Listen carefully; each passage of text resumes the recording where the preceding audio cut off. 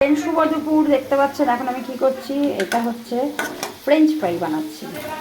মানে এই অনুষ্ঠান বাড়িতে করে আলুগুলোকে ভালো করে সেদ্ধ করে নেয়, অর্ধেকের বেশি সেদ্ধ করে নিয়ে বেসন দিয়ে ভেজে এবারে নুন হলুদ লঙ্কা দেয়, লঙ্কার গুঁড়ো দেয়। তো আমি তো একটা কাঁচা লঙ্কা দিয়েছি, দিয়ে ডলে নিয়েছি। এটা আমি পরে ডলবো, আমার জন্য ঝাল করে করব, আমার ছেলে ঝাল খায় না, তাই আমি একটু কম ঝাল দিয়ে করছি।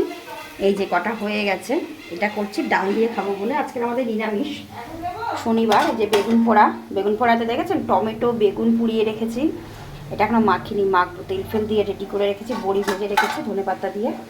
আর এটা সিম ভাজা করে রেখেছি। আর এদিকে লাউ দিয়ে মুগের ডাল হয়েছে, সিম ভাজা হয়েছে, বেগুন টমেটো পোড়া হয়েছে, এটা মাখিনি মাখবো।